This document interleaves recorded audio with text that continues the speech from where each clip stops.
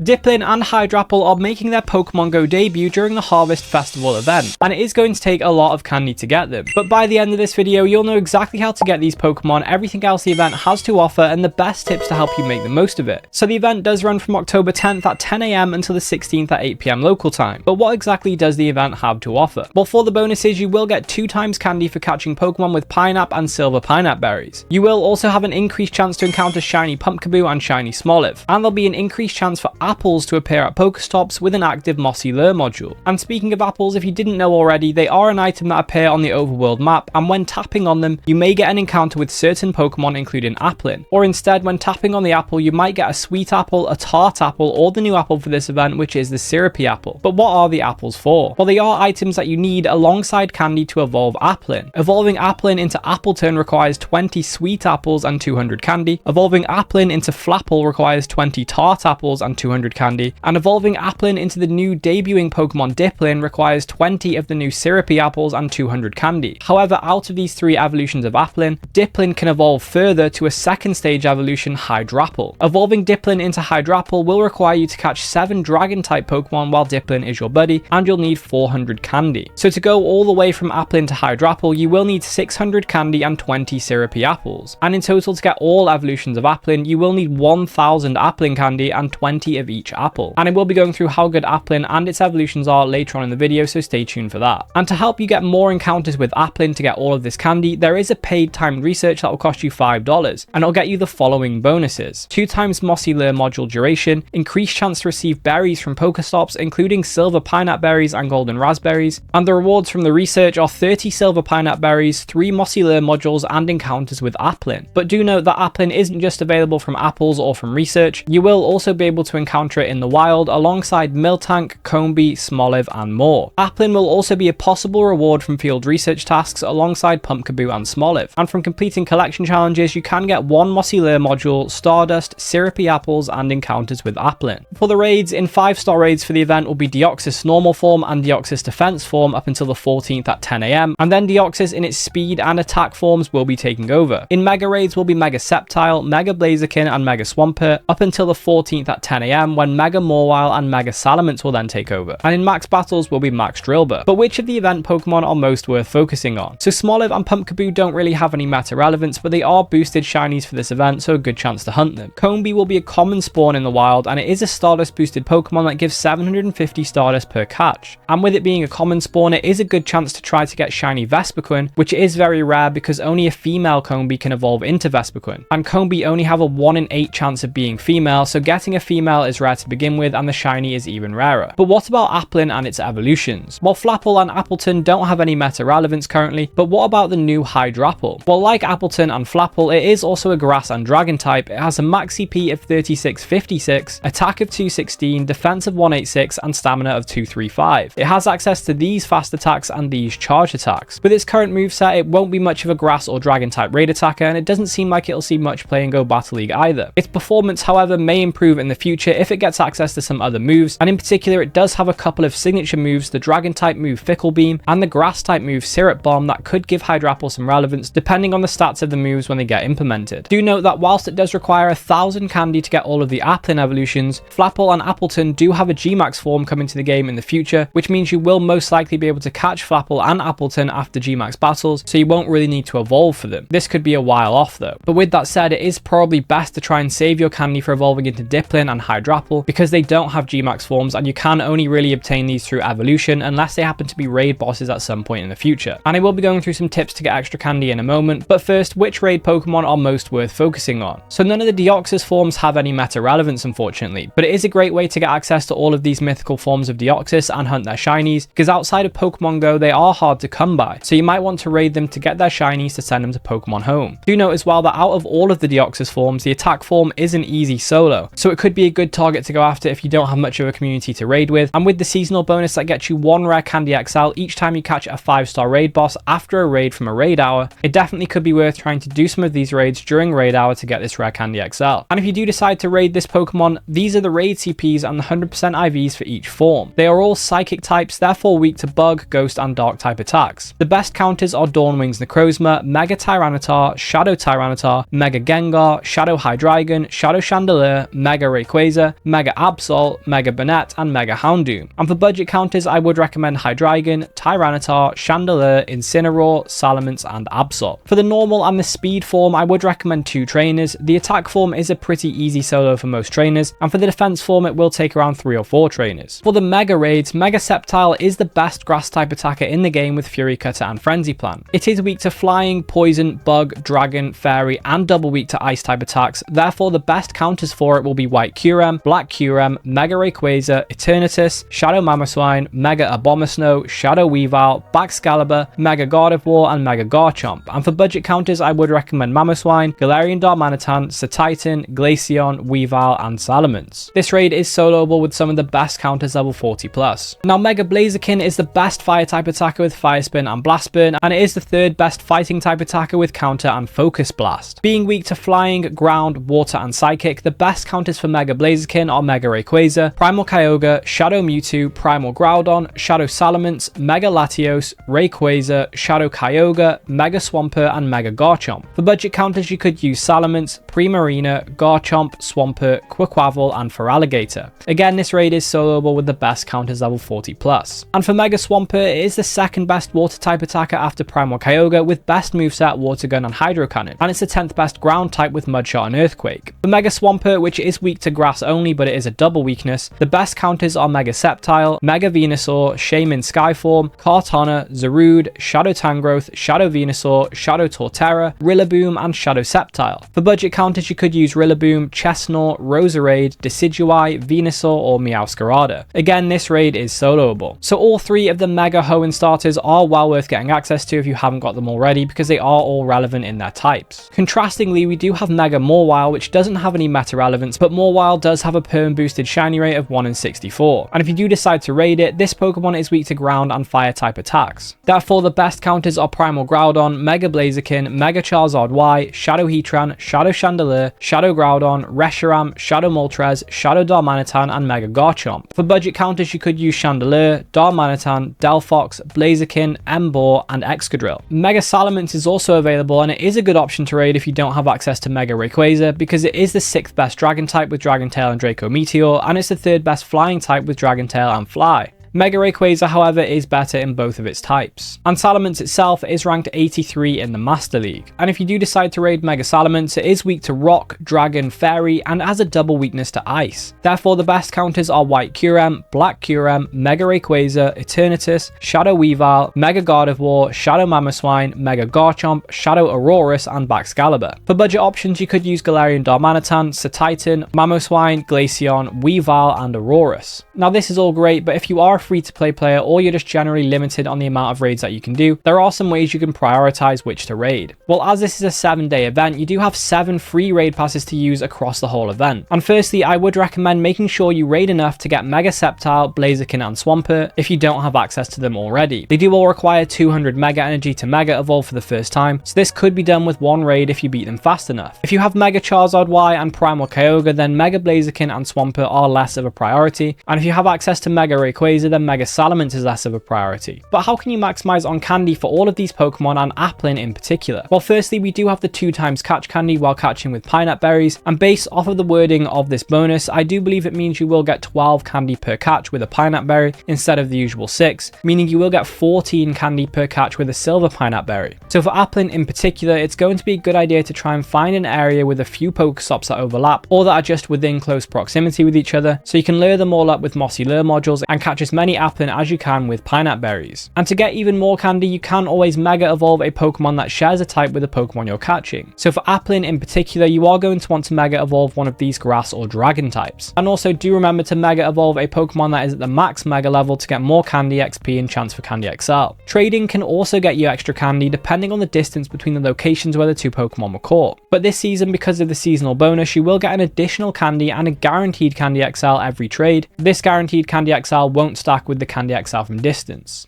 And if you're looking to get Candy XL in particular, I would recommend trading on a Sunday so you can benefit from trade days, which is a mini event that happens on Sundays only during this season and offers these trading bonuses: +1 special trade, increased chance for lucky trades, -10% Stardust cost for trades, and you'll get +2 Candy XL from trades. And not only Candy, but if you are looking to power up any Pokemon, you are going to need Stardust. And there are a few things you can do to maximize Stardust during this event. Firstly, catching any Combi you see is going to be useful for this. But on the 12th will be Solosis Community Day, and the bonus for it is 3 times catch Stardust, so this is a great chance to use star pieces and catch as many Pokemon as you can within the 3-hour period. If you can't make this Community Day, however, there is a Spotlight Hour on the 14th at 6 PM featuring Petalil, and the bonus is 2 times catch Stardust. So this is another great opportunity for Stardust. And regarding XP, do note that the ongoing XP celebration event will provide 2 times XP when catching with nice throws or better, and you'll get an additional 3000 XP from each raid and max battle completed. And if you did find this video helpful, then I recommend checking out this video on the screen next, and I'll catch you in the next one.